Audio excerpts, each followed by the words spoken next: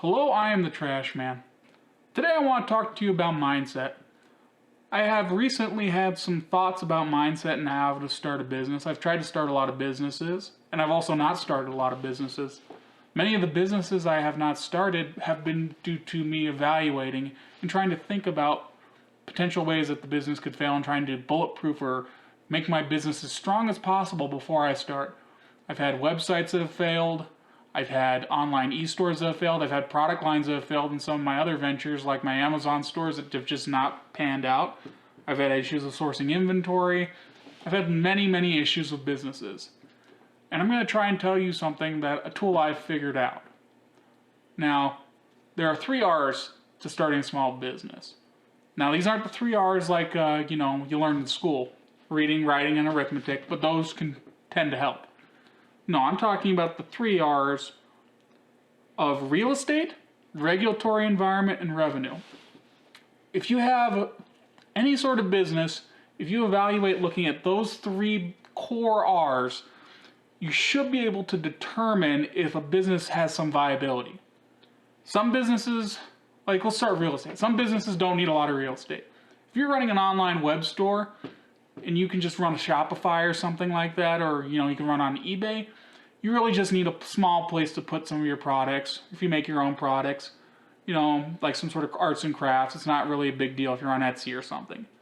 If you're manufacturing, cast iron blocks for automotive vehicles, you're bending tubing for mufflers, if you're doing like chainsaw sculptures, you're going to need the proper real estate and the proper space in order to do that.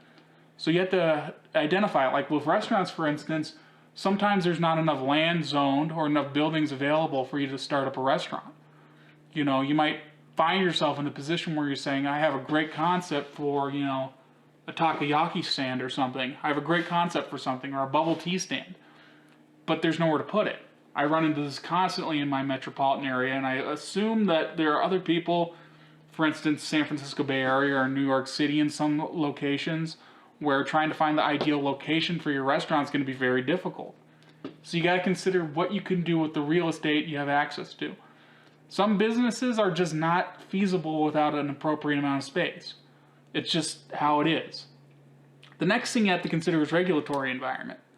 The regulatory environment for your business can be a very big problem. Sometimes you need to have licensure that you're not qualified for. A lot of general contracting businesses are like that. Other times there's zoning requirements for a business, like to tie back into real estate. Maybe there's not necessarily the best place to put a restaurant that's zoned correctly.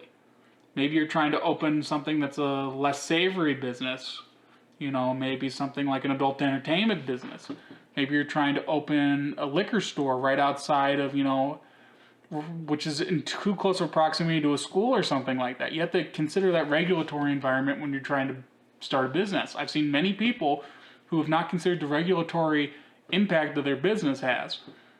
Many, for instance, like the roll your own tobacco stores that were so big in the last 10 years, they evaporated overnight because the FDA said that you can't roll your own cigarettes.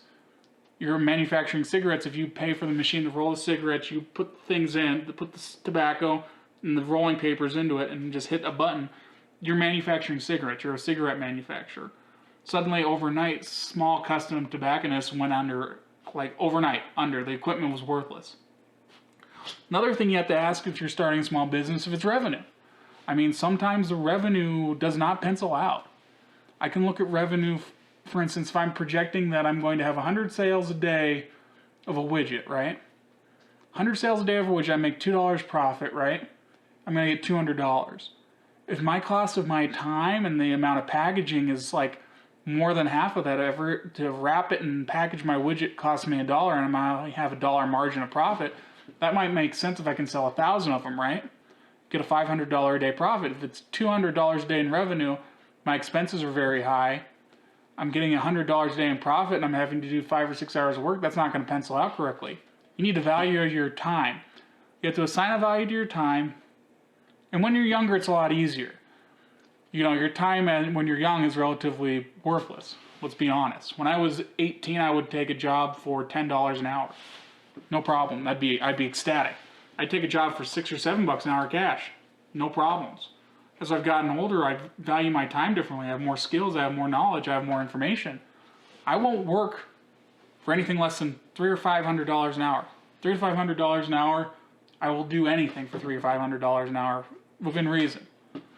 I mean, somebody walks up to me with a $100 an hour option for a business, you know, it's going to be $100 an hour, you're going to make, you know, you're going to have to be doing hard labor. I'll say, I don't necessarily know if that's, what do you got to me to sweeten the deal? Do I have flexibility? You know, flexibility. If I have flexibility to make that money, okay. This has been the Trash Man. I'm giving you a small lesson into my mindset. I hope you guys can develop your own mindset. And let me know in the comments what you think is your mindset. I want to know. Speak to me, people. Speak to me. Have fun, folks.